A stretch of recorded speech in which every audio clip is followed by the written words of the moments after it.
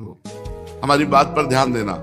चाहे जैसी परिस्थिति हो मन की, चाहे जैसी परिस्थिति हो बाहर की, तुम राधा नाम जप करोगे सब मंगल हो जाएगा। देख लेना, ये हम अपने हृदय की बात, अपने आचार्य की बात और संपूर्ण वृंदावन वासियों की बात कह रहे हैं, क्योंकि ये राधा नाम केवल वृंदावन की कृपा से ही जिह्वा में आ सकता है, अन्यथा नहीं। जिस पर श्री कृष्ण की असीम कृपा है वही ब्रज में कदम रख सकता है, जिस पर श्री जी की असीम कृपा है वही वृंदावन में कदम रख सकता है। और वृंदावन का प्रभाव है कि तुम्हें राधा नाम रूपी महाप्रसाद देगा, अन्यत्र नहीं। आगम निगम पुराण अगोचर, आगमों में निगमों में पुराणों में अगोचर है राधा रूप राधा नाम।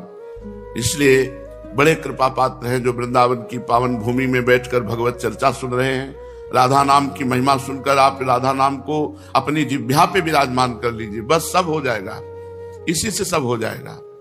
कुंवारी किशोरी के नाम पर विश्वास कर लो, बिल्कुल दृढ़ भाव रखो, तुम्हारा कल्याण हो जाएगा, मंगल हो जाएगा।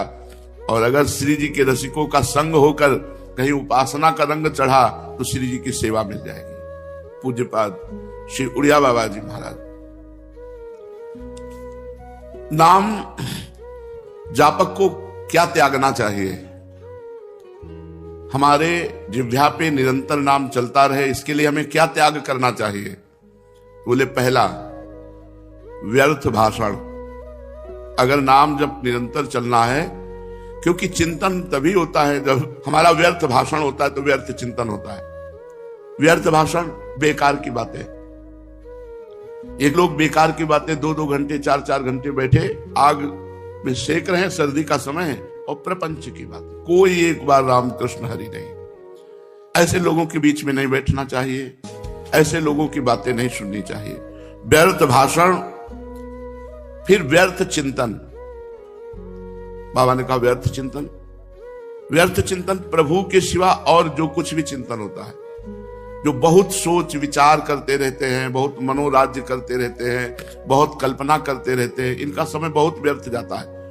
फिर वो इतने थक जाते हैं कि बुद्धि उनकी निगेटिव सोचने लगती है, नकारात्मक सोच इतना बढ़ जाता है कि वो डिप्रेशन में पहुंच जाते हैं। डिप्रेशन इतना बढ़ जाता है कि जीना मुश्किल हो जाता है। बिना नाम के कहीं सुख शांति नहीं है। व्यर्थ चिंतन हमारा होने ना पावे, तो इसीलिए कहते हैं कि जैसे राधा जपो तो राधा ही चिंतन करो, राधा, क्योंकि किशोरी जी का रूप चिंतन करने की सामर्थ्य तो किशोरी जी ही देती है। तो किशोरी जी के नाम में वो सामर्थ्य है जो किशोरी जी का चिंतन करवा दे। समस्त कलाओं में गुणों में प्रवीण हमारी स्वामिनी जी ऐसी आगरी हैं, गुण सागर, रूप सागर, वैदग्ध चतुरता की सागर, कृपा की सागर, वात्सल्य की सागर, कि लाल जी को अधीन किए हुए हैं। अखिल कोटि ब्रह्मांड नायक परात परीश जिनके गुणों में अधीन है, वो नाम हम चिंतन करें। ये अमृतमयी है, अविनाशी। रा बड़ा की मात्रा, धा बड़ा लिख गया राधा नाम, बार बार लिखे राधा राधा राधा। तो नाम का जब चल रहा है और नाम का चिंतन चल रहा है, एक दिन देखना इसी राधा में रूप जागृत हो जाएगा। प्रिया प्रीतम देख लेना, एक दिन तुम्हारी सामर्थ्य जैसी भजन की बढ़ती जाएगी, वैसे वैसे रूप प्रकाशित होता जाएगा।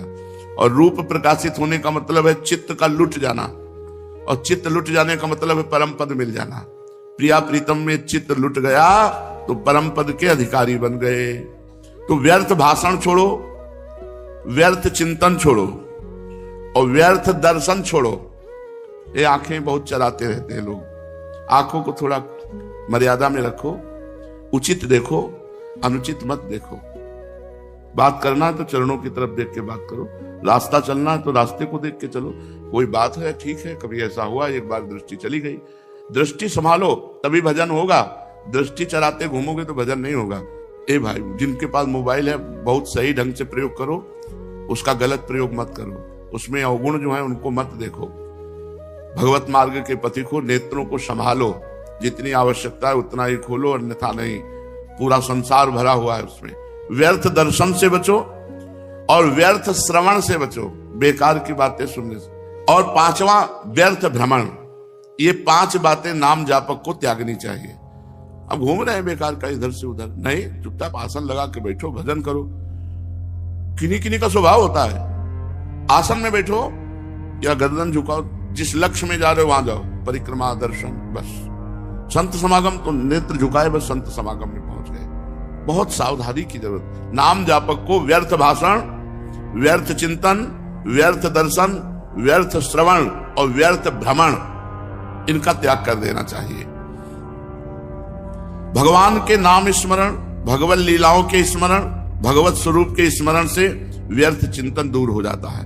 भगवत गुणानुवाद, भगवान नाम कीर्तन, भगवान नाम जप से व्यर्थ भाषण निवृत्ति हो जाती है। भगवान मूर्ति, महात्मा और गुरुदेव के दर्शन करने से व्यर्थ दर्शन का दोष दूर हो जाता है। भगवत कथा श्रवण, नाम कीर्तन श्रवण, इससे श्रवण पवित्र हो जाता है, व्यर्थ श्रवण निवृत्त हो जाता है। भगवत सेवा और साधु जनों की सेवा करने से व्यर्थ भ्रमण निवृत्त हो जाता है।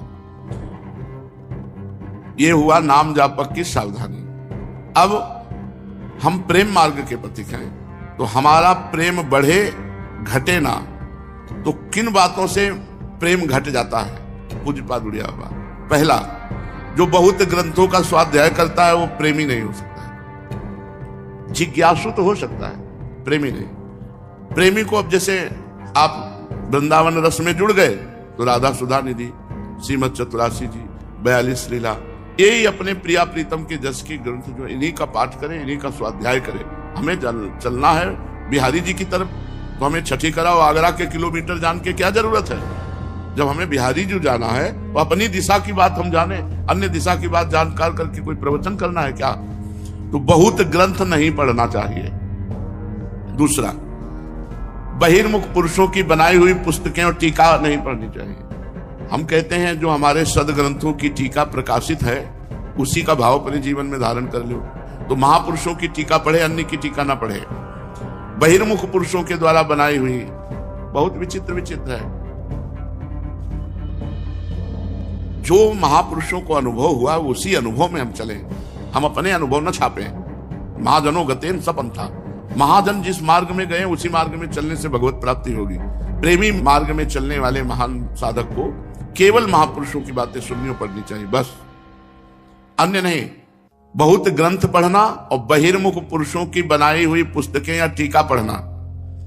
तीसरा, बहिर्मुख पुरुषों का संग करना, यह प्रेम को क्षीण करने वाला है। बहिर्मुख पुरुषों का संग नहीं करना। बहिर्मुख करते जो अंतर कभी बैठकर भजन ही नहीं करते, बाहर ही केवल बातें, बाहर का ही केवल सब राग रंग। सब में पांच भौतिक तत्व एक है, सब में परमात्मा एक है। वो समझे ना समझे, हमको तो समझना है। हमारा सिद्धांत क्या कहता है? सनातन सिद्धांत कहता है वासुदेवा सर्वमिति, वासुदेवा सर्व। हमको अपने भगवान की आज्ञा माननी, सब में भगवान देखना है। बोले जो दुष्टता करेगा तो ये उनकी जिम्मेवारी है। यदा हि धर्मस्य ग्लानिर्भवति भारत अभ्युत्थानम अधर्मस्य तदात्मानं सृजाम्यहम् अहम। वो कर लेंगे। अपने को उनका गुण गाना है, नाम जप करना है और उनकी जूठन पाकर जीवन व्यतीत कर देना है। धर्म संस्थापनार्थाय संभवामि युगे युगे, ये उनका कार्य है।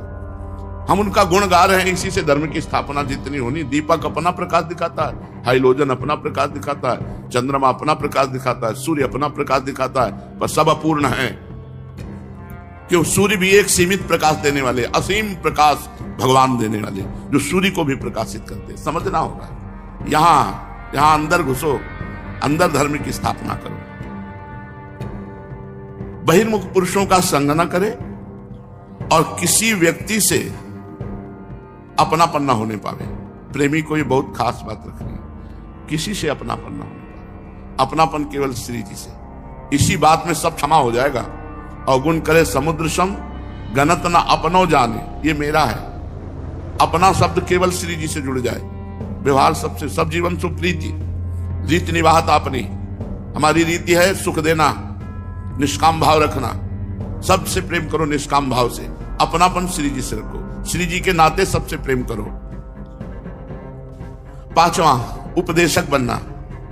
जो दूसरों को उपदेश करता है और स्वयं स्थिति नहीं है, वो कभी परमार्थ का पथिक नहीं हो सकता, चाहे जितना बढ़िया उपदेश दे लेता।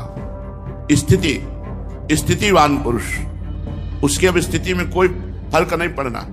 जो भगवदाकार वृत्ति हो गई है उसी को उपदेश देने का अधिकार है। नहीं तो कह रहे हैं उपदेशक बनने से पतन हो जाएगा। वो मार्ग में नहीं चल पाएगा। क्योंकि काम, क्रोध, लोभ, मोह, मत्सर, मद, ये जो त्यागने योग्य हैं, इनको त्याग नहीं पाएगा। क्योंकि काम वासना उपासना से नष्ट होती है, क्रोध सत्संग से प्राप्त विवेक के द्वारा क्षमा से नष्ट होता है, मोह ये सब नाशवान है, परिवर्तनशील है, मृत्यु लोक है, एकमात्र सत्य परमात्मा है, इससे मोह का नाश होता है। लोभ भगवान के नाम में होने से, नाम में लोभ होने से सांसारिक धन संपत्ति का लोभ का त्याग हो जाता है। मत्सर, जो भी कर्म करें वो ईश्वर को समर्पित कर दें, इससे मत्सर ईर्ष्या नष्ट हो जाएगी। तो अब जो दूसरों को उपदेश दे रहा है, पक्का केवल व्यापार मात्र हो सकता है, लेकिन परमार्थ में चलने के लिए पहले संसार पर विजय प्राप्त करो, पहले भगवत प्राप्ति करो, फिर आप एक बार आज्ञा हो जाए किसी बात को तो ऐसे पकड़ो कि हमारे उद्धार के लिए रस्सा फेंक दिया गया। जैसे समुद्र में कोई डूब रहा हो, एक रस्सी फेंक दी जाए और पकड़ ले तो उससे पार हो जाए। ऐसे गुरुजन आज्ञा कर दे कि 10 पद गा लिया करो आके यहां बैठ के, दुनिया में चाहे जो कुछ हो जाए, लेकिन तुम अगर वृंदावन आए हो तो 10 पद वहां बैठ के गा लो, उससे तुम्हारा कल्याण हो जाएगा। तो पूज्य पाद सिउड़िया बाबा जी कह रहे हैं, प्रेम मार्ग में उपदेशक बनने से बड़ी बाधा आ जाती है। अगर हमारी वृत्ति भगवदाकार है तो फिर कोई परिवर्तन नहीं, क्योंकि उपदेश भी तो महंत जन ही देते हैं, संत जन देते हैं। अगर संत जन नहीं दे, सब बंद कर दे, तो उपदेश कहां से होगा? लेकिन उपदेश देने का अधिकार उसी को है जो भगवत साक्षात्कार या निरंतर भगवान से अपनी चित्तवृत्ति जोड़ना चाहता है। क्योंकि काम, क्रोध, लोभ, मोह, मत्सर, मद, इनका त्याग किए बिना उपदेश किस बात का हो रहा है? जो केवल बाह्य त्याग का नाटक करता है वो ढोंग होता है, उसी को दंभ कहा जाता है, उसी को पाखंड कहा जाता है। और यदि हृदय से त्याग किया जाए तब बस, तो काम, क्रोध, लोभ, मोह, मद, मत्सर, इनका हृदय से त्याग होता है भजन से। जितना भजन करोगे उतना ही इन विकारों पर विजय प्राप्त होगी। निज का कल्याण करे पहले तो जग का कल्याण स्वयं होगा। ये हमने महापुरुषों के वचन सुने, पहले स्वयं जीवन मुक्त बनो, फिर जगत कल्याण अपने आप हो जाए। जो दंभ है ये साधक को बहुत बुरी तरह गिरा देता है, और इसकी दंभ की गति अच्छे नहीं समझ पाते। अतः बहुत सावधान रहो कि तुम्हारे अंदर कोई पाखंड, कोई दंभ का ये दोष ना जाए। दूसरों के अवगुणों को देखना, सुनना, कहना, चिंतन करना, ये छोड़ दिया जाए, क्योंकि ये भजन में बाधक है। इससे हमारे भजन में मलिनता आ जाएगी मन में, और भजन नहीं बनेगा। दूसरों के अवगुणों को देखना, सुनना, कहना या चिंतन करना, इससे भजन में बाधा पड़ जाएगी। पर चर्चा का त्याग कर दो। दूसरों के अगर देखना है तो गुण देखो, वैसे तो कुछ ना देखो, न गुण देखो न दोष देखो। तात सुनो मायाकृत गुण और दोष अनेक, गुण या उभय न देखी, देखी स्व अविवेक। वाणी, नेत्र, हाथ, पैर, इनमें जो चंचलता होती है उसका लक्षण होता है कि वो मूर्खता है, उसमें भी मूढ़ता है।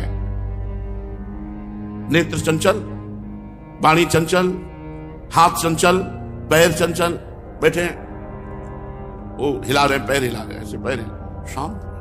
जहां हाथ रख दिया, अब घंटा आध घंटे शांति से बैठे। जब आप शांति से बैठना चाहोगे तो आपकी त्वगेंद्री में इधर उधर खुजली हो, कभी इधर कभी शांत। नेत्र गंभीर, मुद्रा गंभीर। साधक का एक अलग ही स्वरूप होता है जो भगवत मार्ग का होता है। वाणी, नेत्र, हाथ और पैर, इनमें चंचलता मूर्खता का लक्षण है। अतः साधक को इन चारों की चंचलता छोड़नी चाहिए। वाणी, नेत्र, हाथ और पैर, जिसमें चारों चंचलता हो तो समझ लो कि ढोंग है, साधक नहीं। हाथ की चंचलता, नेत्र की चंचलता, वाणी की चंचलता, पैर की चंचलता, सिद्ध महापुरुष है पूज्य पादुड़िया बाबा। तो वाणी की चंचलता क्या है? जोर से बोलना, अधिक बोलना, व्यर्थ में चिल्लाना, बिना प्रयोजन की, बिना प्रयोजन वाली बातें करना, बिना कोई उद्देश्य नहीं, ऐसे बात किए चले जा रहे हैं, ये वाणी की चंचलता है। नेत्र की चांचल्यता, बिना काम के इधर उधर दौड़ाना, नेत्र ऊपर नीचे, ऐसे बहुत चंचलताएं हैं।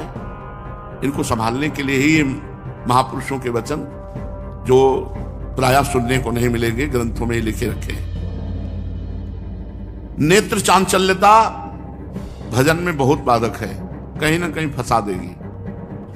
और हस्त चांचल्यता, तिनका तोड़ना, पुष्प तोड़ना, पृथ्वी पर लिखना या इधर उधर बार बार चंचलता चपलता करना।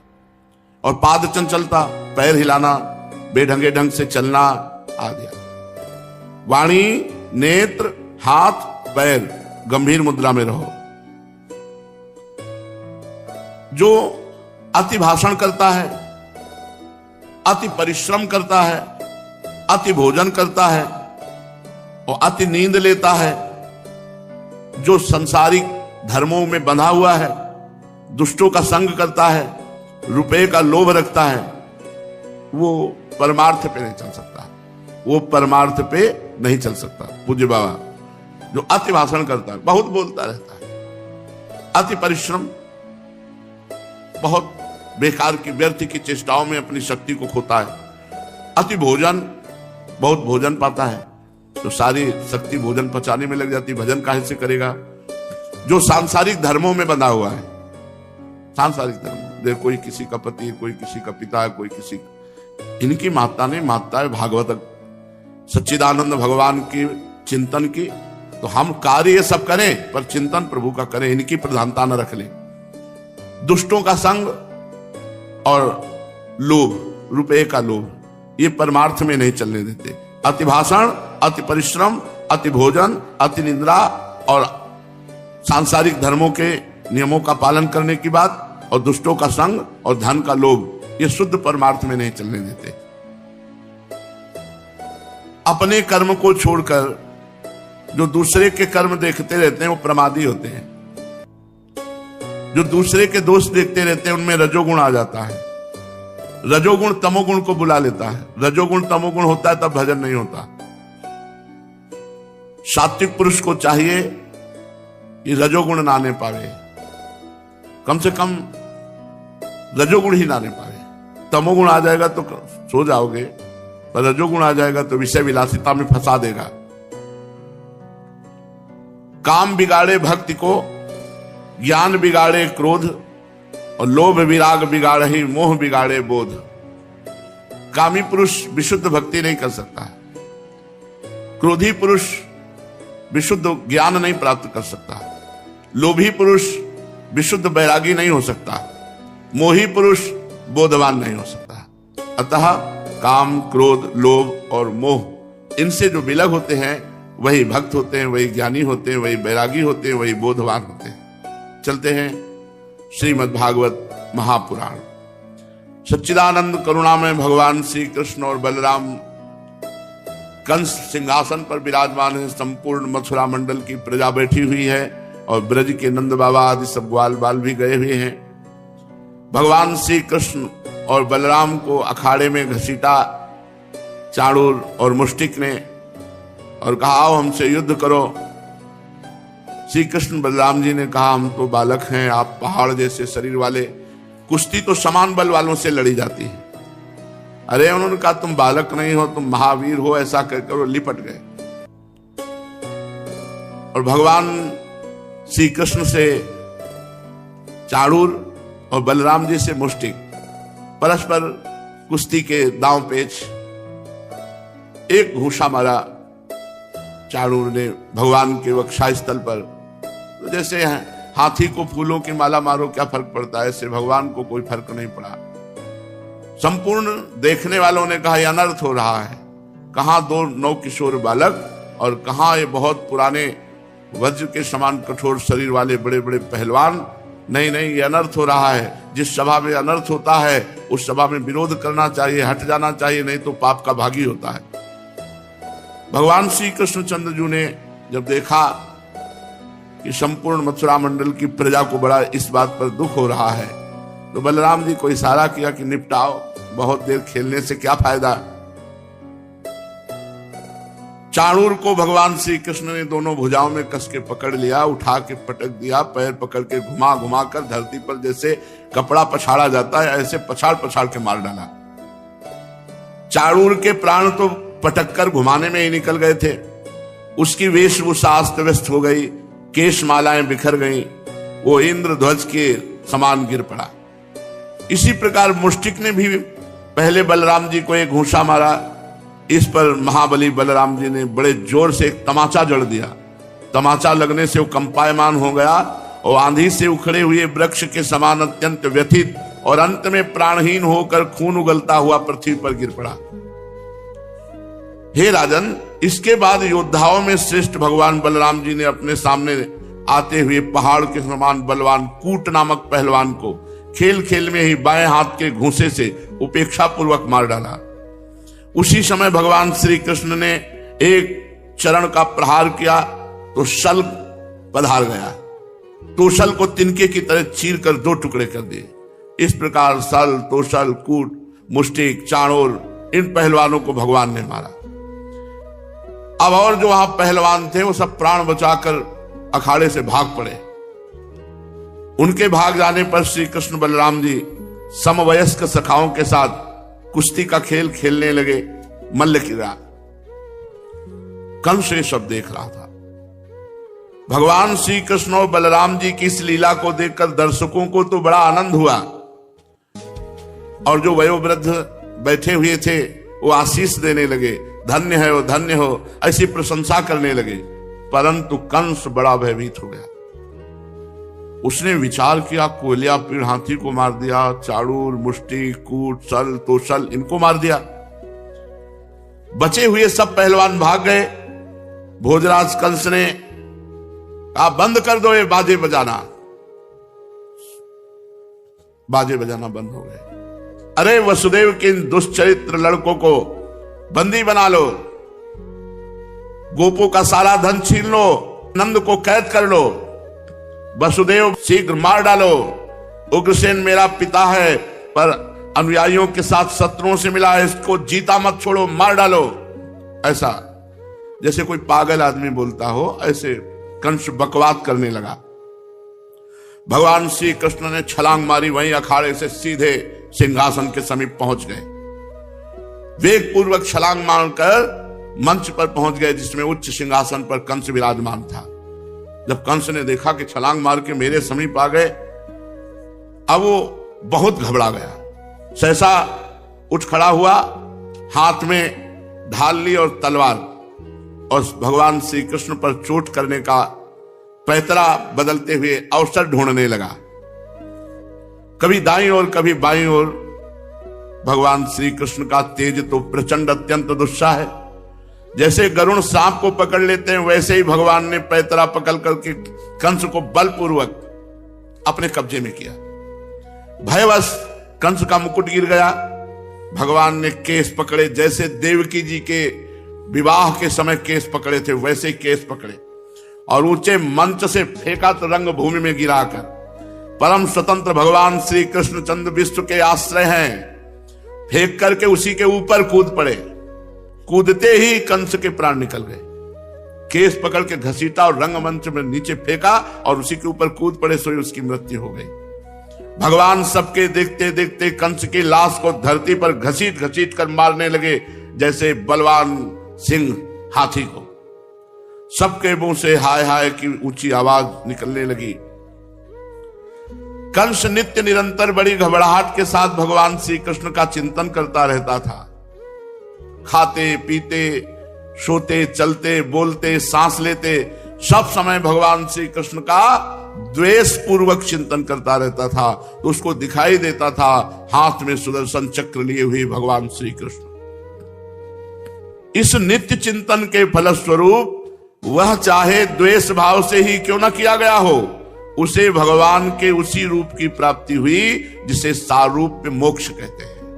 कंस को सारूप्य मोक्ष की प्राप्ति हुई, जिसकी प्राप्ति बड़े बड़े तपस्वी योगियों के लिए भी कठिन है। अब जब कंस के भाइयों ने देखा, जो कंक आदि, निग्रोध आदि थे, कि हमारे बड़े भ्राता महाराज कंस का वध कर दिया श्री कृष्ण ने, तो अपने बड़े भाई का बदला लेने के लिए क्रोध में आग बबूला होकर भगवान श्री कृष्ण और बलराम की ओर दौड़े। जब भगवान बलराम जी ने देखा कि बड़े वेग से युद्ध के लिए तैयार होकर ये दौड़े आ रहे हैं, तो एक परिग उठाकर उन सबको मार डाला, जैसे सिंह पशुओं को मार डालता है। उस समय आकाश में दुंदुभियां बजने लगी। भगवान के विभूति स्वरूप ब्रह्मा शंकर आदि देवता बड़े आनंद से पुष्पों की वर्षा करते हुए श्री कृष्ण बलराम की स्तुति करने लगे। महाराज, कंस और उसके भाइयों की स्त्रियां स्वजनों की मृत्यु से अत्यंत दुखित हो गई और अपना सिर पीटती हुई, आंखों में आंसू भरे हुए वहां आई, और वीर सैया पर सोए हुए अपने पतियों से लिपटकर वो शोकग्रस्त हो गई और बार बार आंसू बहाती हुई ऊंचे स्वर से विलाप करने लगी। वो स्त्रियां रो रो के पुकार रही थी, हा नाथ, हे प्यारे, हे धर्मज्ञ, हे करुणामय, हे अनाथ वत्सल, आपकी मृत्यु से हम सब मरी समान हो गई। आज हमारा घर उजड़ गया, हमारा सौभाग्य उजड़ गया, हमारी संतान अनाथ हो गई। कंस से उसकी पत्नियां कहती, इस पुरी के आप ही स्वामी थे, आपने इतने निरपराध प्राणियों से द्रोह किया कि उसी पाप के कारण आप मारे गए। आपने बड़ा अन्याय किया था, इसी से आपकी ये गति हुई है। सच है, जो जगत के जीवों से द्रोह करता है, उनका अहित करता है, ऐसे पुरुष की ऐसी ही गति होती है। उनकी पत्नियां कह रहे हैं। ये भगवान श्री कृष्ण जगत के समस्त प्राणियों की उत्पत्ति और प्रलय के आधार हैं। ये भगवान श्री कृष्ण जगत के रक्षक है। जो भगवान का बुरा चाहता है या जगत का बुरा चाहता है, वो कभी सुखी नहीं रह सकता। परीक्षित, भगवान श्री कृष्ण ही सारे संसार के जीवन दाता हैं। फिर उन्होंने कंस और उनके भाइयों की रानियों को ढांढस बंधाया, सांत्वना दी। फिर लोक रीत के अनुसार मरने वालों का जैसा क्रियाकर्म होता है वो सब कराया। तदनंतर भगवान श्री कृष्ण और बलराम जी ने जेल में प्रवेश किया। वहां देखा कि उनके माता पिता देवकी वसुदेव हथकड़ी बेड़ियों से जकड़े हुए हैं। स्वयं बंधन काटा और सिर से स्पर्श करके उनके चरणों की वंदना की। अपने पुत्रों के प्रणाम करने पर भी देवकी वसुदेव जी ने देखा कि ये तो जगदीश्वर है, ये तो साक्षात भगवान है। उन्होंने अपने हृदय से नहीं लगाया। शंका हो गई कि ये भगवान जगदीश्वर हैं, इनको हम कैसे गले लगाए। श्री सुखदेव जी कहते हैं, परीक्षित, भगवान श्री कृष्ण ने देखा कि मेरे माता पिता को मेरे भगवत्ता का, ऐश्वर्य का, भगवत भाव का ज्ञान हो गया, जो ठीक नहीं है, क्योंकि इससे इन्हें पुत्र स्नेह का सुख नहीं मिल पाएगा। ऐसा सोचकर उन्होंने उन पर अपनी उस योग माया का प्रभाव फैला दिया जो उनके स्वजनों को मुग्ध रखकर उनकी लीला में सहायक होती है। यदुवंश शिरोमणि भगवान श्री कृष्ण बड़े भाई बलराम जी के साथ अपनी मां बाप के पास जाकर आदर पूर्वक विनय झुककर कहा, मेरी मां और मेरे पिताजी। जब ऐसा बोले कि मेरे मां मेरे पिताजी, और उधर योग माया को आदेश कर दिया कि इनके ज्ञान का अपहरण करो, नहीं तो पुत्र स्नेह का सुख नहीं ले पाएंगे। हाथ जोड़कर कहा, पिताजी, माताजी, हम आपके पुत्र हैं और आप हमारे लिए सर्वदा उत्कंठित रहे हैं, फिर भी आप हमारे बाल्य, पौगंड और किशोर अवस्था का सुख हमसे नहीं पा सके, और दुर्दैवश आप लोगों को हमारे पास, हमको आपके पास रहने का सौभाग्य नहीं मिला। ऐसी प्रेम भरी बातें करने लगे। पिता और माता इस शरीर को जन्म देते हैं, इसका लालन पालन करते हैं, तब कहीं जाकर यह शरीर धर्म, अर्थ, काम अथवा मोक्ष की प्राप्ति का साधन बनता है। इसलिए कोई भी मनुष्य 100 वर्ष तक जीवित होकर अपने माता पिता की सेवा करता रहे, तब भी वो माता पिता के ऋण से उऋण नहीं हो सकता। फिर जो अपने माता पिता को गाली देते हैं, मारते हैं या किसी भी तरह कष्ट पहुंचाते हैं, तो उनकी तो दुर्गति पक्की है। जो पुत्र सामर्थ्य रहते हुए अपने मां बाप के शरीर और धन से सेवा नहीं करता, सामर्थ्य है, शरीर स्वस्थ है, रुपया पैसा भी है, और अपने मां बाप की सेवा नहीं करता, उसके मरने पर यमदूत उसे उसके अपने शरीर का मांस खिलाते हुए नरक भुगाते हैं। इसलिए माता पिता की सेवा बहुत अनिवार्य है, बहुत अनिवार्य है। हर आज का जो समय चल रहा है, बड़ा मंगलमय है। जरा देखो तो अपने माता पिता के चरणों में मस्तक रखकर, देखो अपने माता पिता का दुलार देखो। जब वो कृपा करते हैं तब ऐसा लगता है मेरे भगवान इनमें विराजमान है, दूसरी कोई ऐसी कृपा कर ही नहीं सकता। देखो जब माँ ऐसे दौड़कर गले से लगाती है और अश्रुओं से मस्तक भिगोती है, उस समय का सुख कैसे वर्णन करें। जिंदगी में कोई वो सुख नहीं दे सकता जो माँ हृदय से लगा के जब ऐसी पवित्र माँ, ऐसे पवित्र पिता को जो अपमानित करते हैं उनकी बड़ी दुर्गति होती है।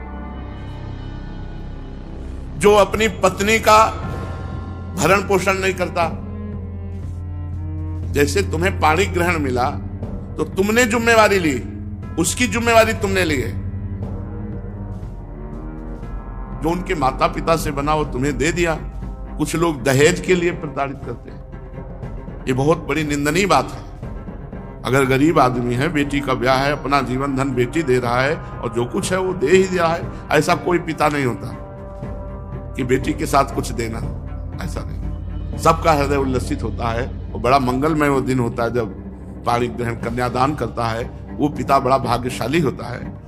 अब ये जो लोग लड़की को प्रताड़ित करते हैं, दहेज ये सब, नरकगामी लोग हैं, ये नरकगामी लोग। और जो पुरुष पाणी ग्रहण हाथ में लेकर पत्नी का भरण पोषण, उसकी कामनाओं की पूर्ति, उसकी सुरक्षा व्यवस्था, पूरी जिम्मेवारी उसकी बनती है। और पत्नी को चाहिए जिससे पाणी ग्रहण हुआ है आजीवन उसकी आज्ञा पर चलने की चेष्टा करे। बालक और बूढ़े, अतिथि और गुरु, भोजन सबसे पहले इनको पवाया जाता है, इनका सम्मान किया जाता है। जो ऐसा नहीं करता वो जीता हुआ मुर्दे के समान है।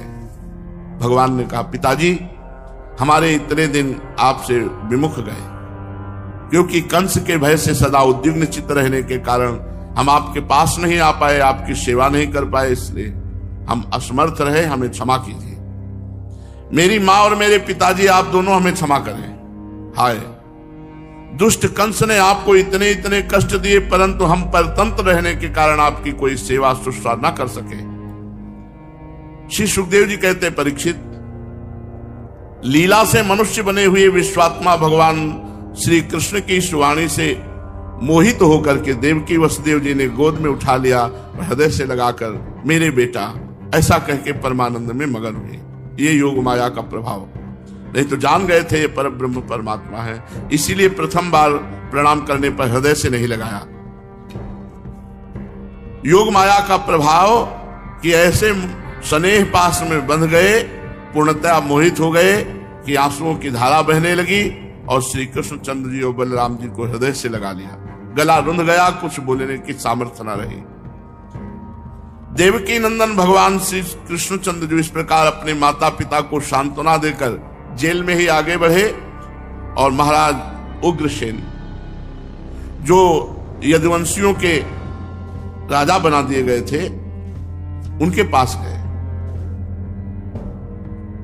और कहा, महाराज हम आपकी प्रजा हैं, आप हम लोगों पर शासन कीजिए।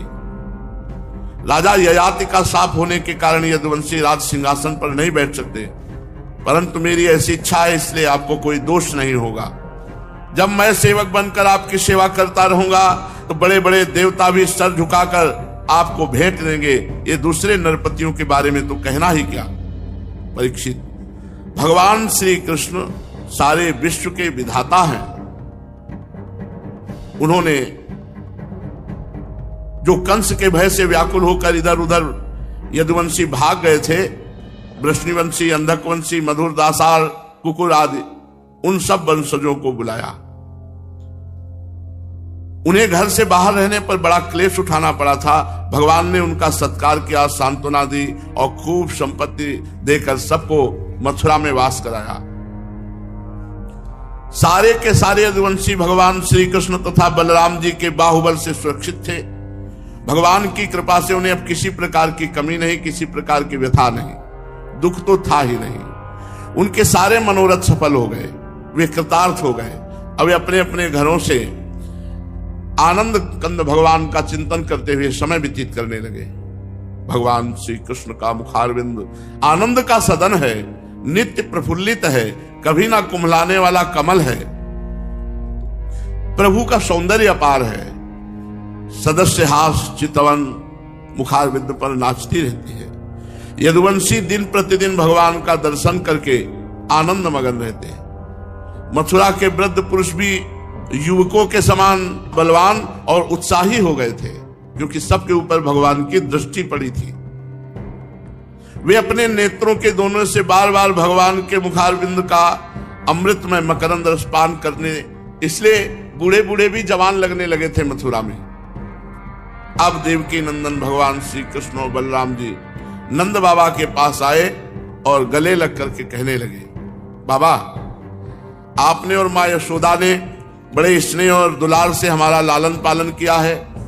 इसमें कोई संदेह नहीं कि माता पिता संतान पर अपने शरीर से भी अधिक स्नेह करते हैं। जिन्हें पालन पोषण न कर सकने के कारण स्वजन संबंधियों ने त्याग दिया है, उन बालकों को जो लोग अपने पुत्र के समान लाड़ प्यार से पालते हैं, वे ही वास्तव में उनके माँ बाप हैं। पिताजी, अब आप लोग ब्रज में जाइए। इसमें संदेह नहीं कि हमारे बिना वात्सल्य स्नेह के कारण आप लोगों को बहुत दुख होगा। यहाँ के श्रद्ध संबंधियों को सुखी करके हम आपसे मिलने आएंगे, ऐसा बाबा से कहकर उनको विदा किया। भगवान श्री कृष्ण और नंद बाबा दूसरे ब्रजवासी, इस प्रकार वार्ता हुई। सबने सुंदर सुंदर वस्त्राभूषण धारण किए। भगवान श्री कृष्ण बलराम को नंद बाबा ने गले लगाया और बड़े प्रेम अधीर हो गए और आंसू भर करके अभिषेक किया नंद बाबा ने ठाकुर जी का और बलराम जी का, क्योंकि प्रभु कह रहे हम आएंगे कभी आपसे मिलने, अभी आप जाएं।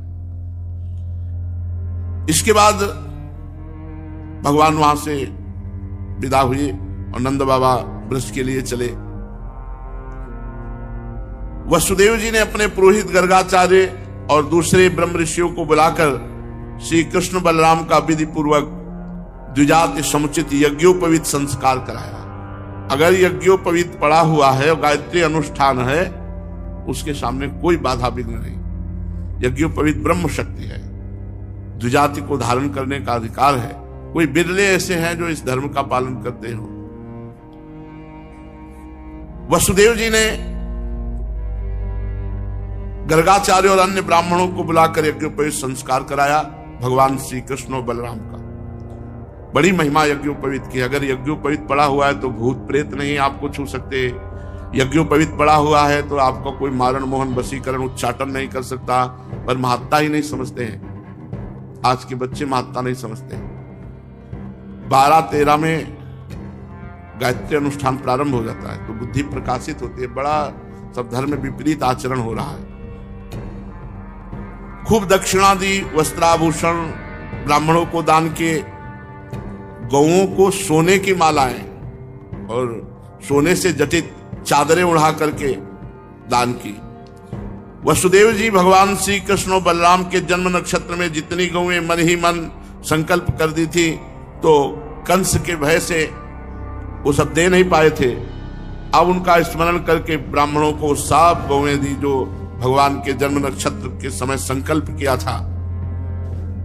गर्गाचार्य जी से संस्कार कराकर बलराम और भगवान श्री कृष्ण को द्विजत्व प्राप्त कराया। यज्ञोपवीत संस्कार ये द्विजत्व है। और ब्रह्मचर्य अखंड तो है ही, और अखंड व्रत दिया। ब्रह्मचर्य का अखंड व्रत ये सबको मिलता है। कुछ समय बाद जब 22-24 की अवस्था, तो फिर जो नैष्ठिक ब्रह्मचारी हो तो संन्यास ले लेते हैं, नहीं तो शेष गृहस्थाश्रम में चले जाते हैं। ऐसी शास्त्र पद्धति है। श्री कृष्ण और बलराम जी जगत के एकमात्र स्वामी हैं, सर्वज्ञ हैं। सभी विद्याएं उन्हीं से निकली हैं। उनका निर्मल ज्ञान स्वतः सिद्ध है। फिर भी उन्होंने मनुष्य की सी लीला करके अपने ज्ञान को छिपा रखा है। अब ये दोनों गुरुकुल में निवास करने की इच्छा से अवंतीपुरी गए, उज्जैन। वहां काश्यप गोत्री संदीपनी मुनि के पास गुरुकुल में निवास किया, उनको गुरु पद में वरण किया।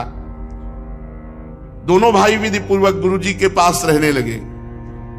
उस समय वे बड़े ही सुसंयत, अपनी चेष्टाओं को सर्वथा नियमित रखते। गुरु जी के पास बहुत सावधान होकर रहना चाहिए। कम बोलना, जितना आदेश उतनी सेवा, नहीं तो नाम जप, मंत्र जप, शास्त्र का स्वाध्याय ऐसे व्यतीत किया जाता है। गुरुजनों के यहां बहुत सावधानी से रहना चाहिए। भगवान श्री कृष्ण बलराम बड़े सुसंयत रहते हैं, चेष्टाओं को नियमित रखते हैं और गुरुदेव का विशेष आदर करते हैं। गुरुदेव भी श्री कृष्ण बलराम का विशेष आदर करते हैं। भगवान श्री कृष्ण बलराम जी ने सेवक की भांति गुरुदेव भगवान की उत्तम सेवा की। गुरुदेव की अधीनता कैसे स्वीकार करनी चाहिए, ये स्वयं श्री कृष्ण और बलराम ने आदर्श रखा। अपने गुरुदेव को साक्षात भगवान समझकर उनकी आज्ञा का पालन, उनकी सेवा। गुरुवर संदीपनी जी उनकी शुद्ध भाव से युक्त सेवा से बहुत प्रसन्न हुए। उन्होंने दोनों भाइयों को 6 अंग और उपनिषदों के सहित संपूर्ण वेदों की शिक्षा दी। इसके सिवा मंत्र और देवताओं के ज्ञान के द्वारा धनुर्वेद, मनुस्मृति आदि धर्म ग्रंथ, मीमांसा आदि वेदों का तात्पर्य बताने वाले शास्त्र, इनकी शिक्षा दी। फिर संधि, विग्रह, यान, आसन, द्वैध, आश्रय, इन 6 भेदों से राजनीति का भी अध्ययन कराया। परीक्षित, भगवान श्री कृष्ण बलराम सारी विद्याओं के प्रवर्तक हैं। केवल मनुष्य का सा व्यवहार करते हुए गुरुदेव के पास रहकर शिक्षा ग्रहण की। गुरुदेव जी एक बार केवल बोलते थे, भगवान को कंठस्थ हो जाती थी। घर गृहस्थी में, व्यवहार में इतना काम है, इतनी क्रियाएं हैं कि करते करते थक जाते हैं। जब समय होता है तो सो जाते हैं। तो भजन कब करें? तो ये तुम जो दौड़ धूप कर रहे हो, बहुत कष्ट उठा रहे हो, ये जागृत में नहीं, ये सब सोने में ही जा रहा है। मोह निशा सब सोवनिहारा, देखे स्वपन अनेक प्रकारा, यही जग जामिन जागे जोगी, परमार्थी प्रपंच वियोगी। जो प्रपंच रहित परमार्थी है वही जागा, परमार्थी जागा, नहीं तो सब सो रहे हैं। काम, क्रोध, लोभ, मोह, मद, मत्सर सबको पीड़ा दे रहे हैं और सब इन्हीं के जाल में फंसे मोह निद्रा में समय नष्ट कर रहे हैं। तो बाबा, जगा हुआ आदमी कब माना जाएगा? सब सो रहे हैं तो जगा हुआ पुरुष कब माना जाएगा? तो बोले, जिसकी जिह्वा से सर्वदा भगवान नाम स्फुरित हो रहा है वो जगा हुआ पुरुष है। राधा राधा राधा, आप जग गए हो। यदि आपकी जिह्वा से नाम स्मरण हो रहा है, नाम स्फुरण हो रहा है, तो आप जगे हुए पुरुष हैं। यदि निरंतर नाम चल रहा है, जिस समय नाम छूटा उसी समय मानो तुम्हें मोह माया ने अपने अधीन कर लिया, और जिस समय नाम चल रहा है उस समय मानो मोह माया को परास्त कर रहे हैं। आप मोह माया से ऊपर उठ रहे हैं। जिसका एक भी श्वास नाम के सिवाय अन्य वार्ता, अन्य चिंतन में नहीं जाता, वही यथार्थ में जागा हुआ पुरुष कहा जाता है। वही मनुष्य, वही शरीरधारी, चाहे स्त्री हो चाहे पुरुष हो, वही जगा हुआ है जिसकी एक श्वास भी व्यर्थ न जाए, एक श्वास भी संसार प्रपंच के चिंतन में न जाए। सदा नाम लेते रहना समय का सदुपयोग है। नाम छूट गया, समय का दुरुपयोग है। समय बड़ा कीमती है, ये पैसे से वापस नहीं आ सकता। 50 वर्ष के समय की कमाई से 5 मिनट समय आप अपने जीवन का नहीं बढ़ा सकते। 50 वर्ष का समय देकर जिस वैभव को एकत्रित किया, उस वैभव से 5 मिनट श्वासें नहीं खरीद सकते। आप विचार करो, मूर्खता कितनी बड़ी कि हमने ऐसी कीमती श्वासें 50 वर्ष की भोगों में खर्चा कर दी। समय के ऐसे सदुपयोग में जो असमर्थ है, अर्थात समय का सदुपयोग हर श्वास, हर सेकेंड, हर वर्तमान का मिनट भगवान के चिंतन में जा रहा है। जो ऐसे सदुपयोग से असमर्थ है वही सोया हुआ पुरुष है। हम उसे निद्रित ही नहीं, चिर निद्रित कह सकते। चिरकाल तक उसको सोना ही पड़ेगा, इसी माया में भटकना पड़ेगा। जागो, अब जागो प्यारे, सोने का समय नहीं रहा। उठ जाग मुसाफिर भोर भया, अब रैन कहां जो सोवत है। अब समय नहीं रहेगा, क्या करो? बोले नाम लो, नाम, प्रभु का नाम जपो।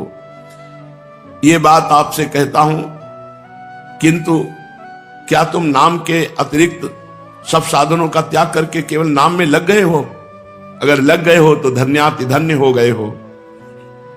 सीताराम दास जी महाराज कहते हैं कर्मयोग, ज्ञान योग, ये सब मैंने ही बनाए हैं। भगवान कह रहे ये सब मेरी प्राप्ति के हैं, किंतु ये कलिकाल है, कलयुग है। इस युग में न यज्ञ करने के लिए विशुद्ध द्रव्य है, न शुद्ध मंत्र है, न सुयोग्य करता है। अति दुर्लभ होता जा रहा है यज्ञ के द्वारा भगवान की प्राप्ति, महाकठिन है। और भोगों की राग वृत्ति का त्याग करके निष्काम भाव से कर्म करना है तो और दुर्लभ बात हो गई। तो कर्म योग से भी भगवत प्राप्ति दुर्लभ, यज्ञ से भी भगवत प्राप्ति दुर्लभ। कलयुग में यति मिलना बहुत कठिन है। जो सांख्य धर्म के अनुसार वेदांत निष्ठा से चल रहा हो, तो वेदांत के द्वारा, सांख्य योग के द्वारा भी भगवत प्राप्ति बहुत कठिन है। क्यों? क्योंकि जिह्वा का लोलुप और जनेन्द्री का लोलुप, ऐसा कभी सांख्य योगी नहीं हो सकता। सांख्य योग में वो आगे नहीं बढ़ पाएगा।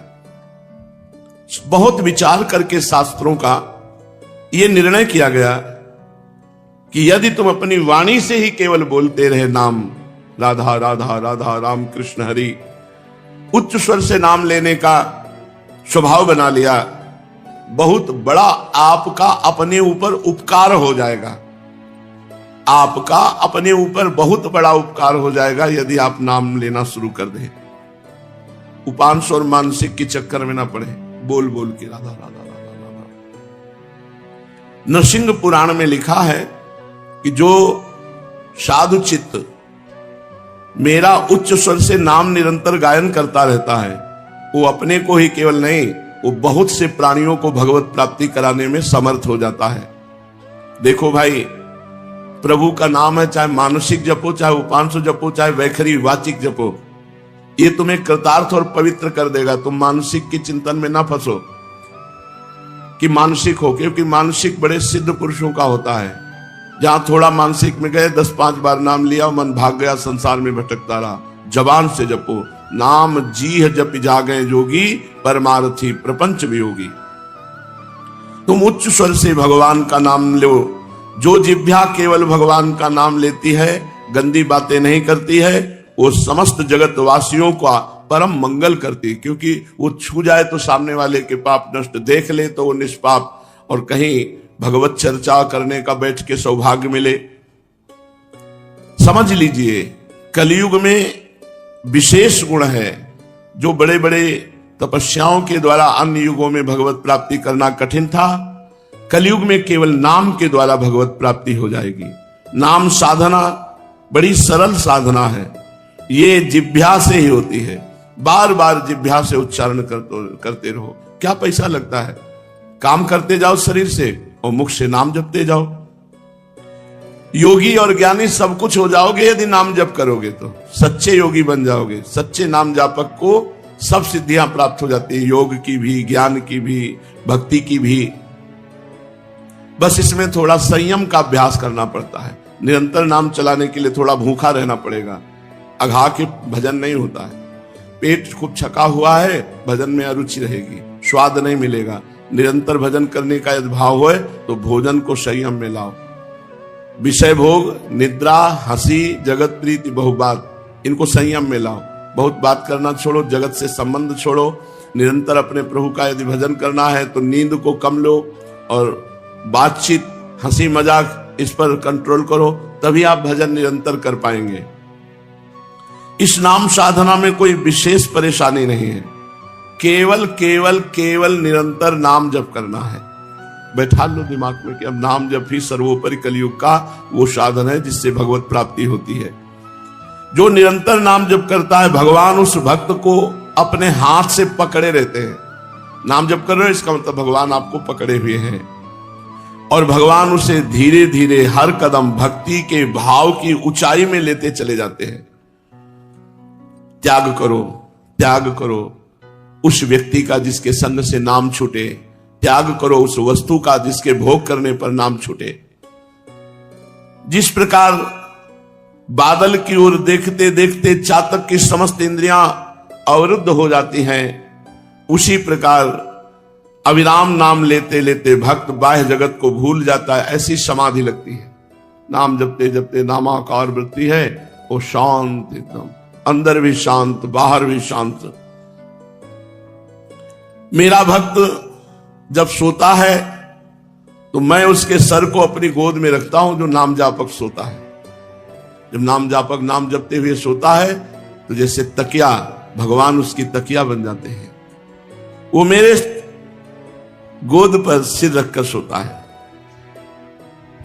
शांति, आनंद, प्रसन्नता, संपूर्णतया दुख की निवृत्ति ये मैं करता हूं। जब कोई मेरा निरंतर नाम जप करता है तो उसे शांति प्रदान करता हूं, समस्त दुखों की निवृत्ति हो जाती है, वो आनंद और प्रसन्नता से फूला रहता है। अरे प्रीतम, तुम चुप क्यों बैठे हो? क्या तुम्हें मेरी बात पर विश्वास नहीं हो रहा है? नहीं भगवान, ऐसी बात नहीं, मैं बहुत ध्यान से आपकी बात सुन रहा हूं। जब आप कह रहे हो तो मैं उस बात पर अविश्वास कैसे कर सकता हूं, लेकिन मैं अब हर समय कैसे नाम जप करूं? और दो बातें मुझे जला रही हैं। पहले तो ये कि मेरा इतना समय व्यर्थ चला गया, इसलिए मैं जल रहा हूं कि इतना कीमती नाम मैंने जपा नहीं और अपना इतना समय व्यर्थ दे दिया। और दूसरा, जपने का प्रयास करता हूं तो मन नहीं लगता है। अगर जप होने भी लगता है तो कभी धन की लालसा हो जाती है, कभी काम वासना से लिप्त हो जाता हूं, कभी यश की चाह हो जाती है, कभी सुंदर स्त्री से मिलने की चाह हो जाती है, या सुंदर पुरुष से मिलने की चाह हो जाती है। मैं क्या करूं? मैं नाम जप को बढ़ा नहीं पा रहा हूं, बचा नहीं पा रहा हूं, पचा नहीं पा रहा हूं, इसलिए मैं बड़ा दुखी हूं। आपके चरण कमल अब थाम लिए और मैं अपने आंसुओं से आपके चरण कमलों को सींचता हूं। अब आप ही मेरी सहायता कर दीजिए। बाबा बोले, वत्स, वाह वाह वाह, यही तो बात मैं चाह रहा था कि तुम अपने आप को मेरे को समर्पित कर दो। अपने में असमर्थता देखो, अब तुम चिंतन मत करो, अब तुम रो, यही सोच सोच के रो, रुदन करो, खूब रो, तुम्हारे हृदय की मलिनता आंसुओं में बह जाएगी। भक्त जब आंसू बहाता है तो उसका हृदय स्वच्छ हो जाता है। आंसू निकलने का मतलब है पवित्र हृदय, कोमल हृदय, द्रवित हृदय। और जिस आंखों से आंसू गिरते हैं उसके हृदय पर भगवान अपना आसन जमा लेते हैं। पवित्र हृदय, निर्मल मन जन सो मोहि पावा। भगवान उसके निर्मल हृदय में सदा सदा के लिए आकर बस जाते हैं। जिसके हृदय में नाम का प्रभाव उतरा, कोई कामना नहीं, कोई चाह नहीं, तो भगवान अपने आप उसके हृदय का आसन बनाकर उसमें सदा सदा के लिए बैठ जाते हैं। जाहि न चाही कबहु कछु, जाहि न चाही कबहु कछु, तुम सन सहज स्नेह, तो बसहु निरंतर तास उर सो राउर निज गेह। निज गेह में अपने घर में जैसे आके रह जाता है, ऐसे भगवान उसके हृदय में आकर बैठ जाते हैं। देखो, नाम जापक के द्वारा अंतर और बाह्य दोनों पूजाएं अपने आप संपन्न होते हैं। अगर वो कोई पूजा ना करे, केवल नाम जप कर रहा है, तो भगवान बाह्य पूजा और अंतर पूजा दोनों मान लेते हैं नाम जापक की। और इस पूजा की सामग्री है आंसू।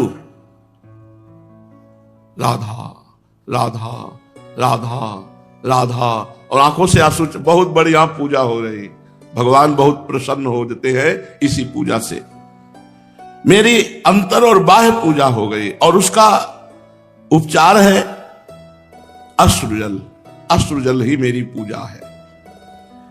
इस सामग्री से मेरी पूजा जो कर सकता है तो उसका फल होगा तत्क्षण भगवत साक्षात्कार, तत्क्षण शांति, तत्क्षण आनंद। जब रुदु सुश्रम राजन कृष्ण दर्शन लालसा, तो तासा महावीर भूत चौरी, इसमें मान मुखाम्बुजा पीतांबर धरा सृगड़ी साक्षात मनमत मनमता। करोड़ करोड़ कामों को मूर्छित करने वाले भगवान उसी समय गोपियों के बीच में प्रकट हो गए, जिस समय सब एक स्वर में रोने लगी भगवान की प्राप्ति के लिए। बाबा कह रहे हैं, वाह वाह, खूब रो खूब रो। जितना रोगे उतना तुम्हारा हृदय निर्मल होगा, और निर्मल हृदय में ही प्रभु आकर के अपना आसन जमा लेते हैं। फिर प्रभु की आंतरिक और बाह्य दोनों पूजाएं होने लगती हैं। आंखों से अश्रु झर रहा है, मुख में नाम चल रहा है। बड़ा पवित्र जीवन, बड़ा पवित्र जीवन। तो रो खूब प्यारे, खूब रो, रुदन करो, जिह्वा से हरि हरि बोलो, राम राम बोलो, राधा राधा बोलो, आंखों से आंसू बहाओ। यही बहुत पवित्र जीवन है, यही शुद्ध भक्ति है। जब तुम्हारी छाती के वस्त्र भींज जाएं, इतने आंसू गिरे। आंसू भगवान को बहुत प्रिय है, पर निर्मल आंसू। मलिन आंसू कौन से होते हैं? जो संसार का चिंतन करके, दुख का, किसी घटना का, किसी व्यक्ति का फिर रोया जाता है, वो मलिन आंसू होते हैं। और जो भगवान का चिंतन करके अश्रु प्रवाह हो रहा, भगवान के लिए विकल आंसू बह रहे, वो निर्मल आंसू होते हैं। जो अश्रु जल से मेरी पूजा करता रहता है, वो भक्त मुझे खरीद लेता है। मैं अन्य किसी सामग्री से उतना प्रसन्न नहीं होता जितना अश्रु से प्रसन्न होता हूं, आंसुओं से प्रसन्न होता हूं। हे दयाधन, हे भगवान, दिन रात खूब विषय सेवन किया है, मेरा हृदय तो मरुभूमि हो चुका है, उपजाऊ भूमि नहीं है, ऊषर भूमि बन चुका है। मेरी आंखें मलिन देख देख करके ये पथरा गई हैं। मुझे लगता है कि मैं कितना भी हरी हरी रटू, राधा राधा रटू, मेरी आंखों में आंसू नहीं आएंगे, क्योंकि आज तक कभी नहीं आए, मुझे लगता है आगे नहीं आएंगे। पूज्य बाबा, अरे प्रीतम, तू निराश हो गया? आंसू आए तो ना आए तो तुम केवल प्रेम पूर्वक मेरे प्रभु का नाम जप करो, फिर देख लेना आगे। तुम केवल नाम लेते रहो। हम कह रहे हैं अगर नाम जप करोगे तो हृदय चाहे काष्ठ जैसा हो, पाषाण पत्थर जैसा भी क्यों ना हो, वो पिघल जाएगा और तुम्हारे हृदय में प्रभु प्रकाशित हो जाएंगे। तुम केवल नाम जप करते रहो। अरे त्रपित त्रसित शांत क्लांत जीव, तुम क्यों दुखी हो रहे हो? तुम केवल मेरा नाम जप करके देखो। फिर कहता हूं, केवल मेरा नाम जप करके देखो। तुम नाम जप करोगे तो स्वयं नाम के द्वारा अपना कल्याण कर लोगे, और नाम का प्रचार प्रसार करके बहुतों जीवों का कल्याण कर दोगे। मैं 3 बार तुम्हें वचन देता हूं, तुम नाम लो, तुम नाम लो, तुम नाम लो, सारी जिम्मेवारी हमारी, तुम्हारी सारी जिम्मेवारी मैं लेता हूं। बाबा कहते हैं, मैं 3 बार कहता हूं कि तुम केवल नाम जप करो, केवल नाम जप करो, केवल नाम जप करो, तुम्हारी लोक परलोक की सारी जिम्मेवारी हमारी। चाहे श्रद्धया हेलया नाम रटन्ति मम जन्तवः तेषाम नाम सदा पार्थो वर्तते हृदय मम।